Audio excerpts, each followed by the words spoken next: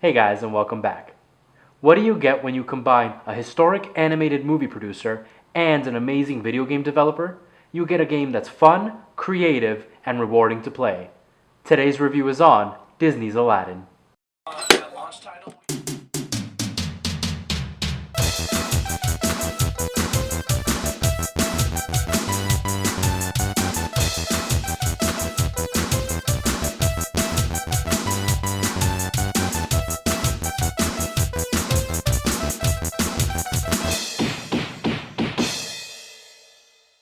Disney is a company that we've all grown up with.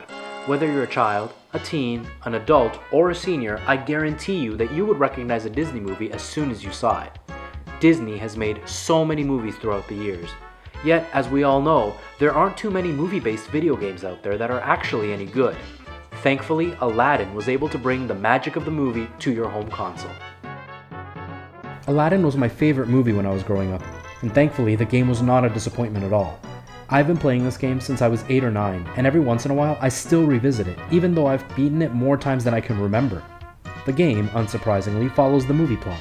You are Aladdin, a poor street rat to use the term from the movie. You unknowingly save the princess after she steals an apple.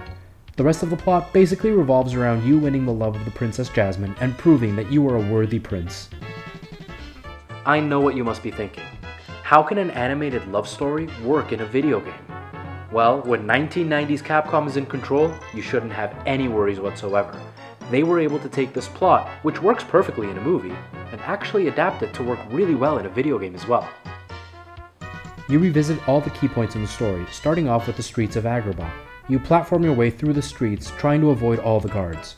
Next, you move on to the cave where Genie is found, in which you have to traverse towards the lamp and eventually escape the collapsing cave.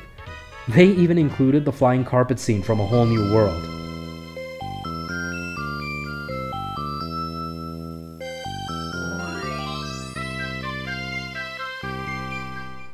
Who would have thought that a musical number could be turned into a video game level?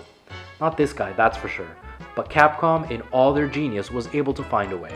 They allow you to take a leisurely flight through the skies as they recreate the music behind you, all the time collecting diamonds in the sky. It's a really great gameplay mechanic. Now when it comes to gameplay, it's hard to imagine how you could take a Disney movie without changing it too much and still allow it to have enough action to be a video game. They also found a way to do this. What they did is recreated the street rat music number throughout the whole game.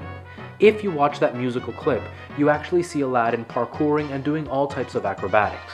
This works perfectly in a video game world.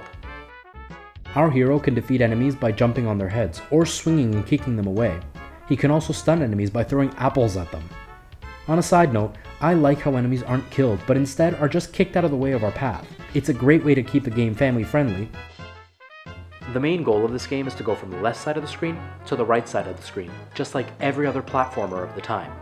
But what makes this game stand out in comparison to the other ones are the amazing recreations of the backgrounds and the characters from the movie. Sega did release its own version of the game, and they actually hired Disney animators to work on the pixel art.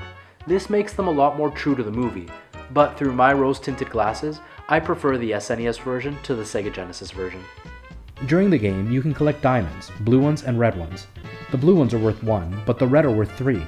If you can collect 100, you gain an extra heart, which is your health in the game. There are also 10 red diamonds throughout each stage, which, if you find all of them, well, I don't know what happens. Because no matter how hard I tried, I've never once collected all 10. Lastly, there are golden scarabs spread throughout the game in treasure chests. If you're able to find them and collect them, it will actually trigger a bonus round at the end of each level. What this is spinning a wheel to get a prize. The prizes are a refill of your health, extra life, extra credit, or if you land on the genie, you actually get a refill of your health plus an extra heart. That allows you to take more damage, and that's pretty cool. For the completionists out there, that actually adds an extra layer, which makes you come back to keep playing the game some more. If you still haven't watched the movie despite my warnings, let me warn you one last time. I'm about to spoil the end of the game, and in turn, the end of the movie. You've been warned. You've been using your genie to win Jasmine over by going from a street rat to a prince. Genie eventually gets stolen, and as it turns out, he was stolen by Jafar, who is the Sultan's vizier. He's trying to take power away from the Sultan by being the most powerful magician in the land and controlling the Sultan's mind. When you reach Jafar, Jasmine is captive and the Sultan is helpless. You're able to convince Jafar to become a genie, and you trap him in his own lamp for the rest of eternity. Using your last wish, you wish for the genie to be free. The Sultan then changes the law that forbids the princess from marrying a commoner, and now allows her to marry whoever she wishes.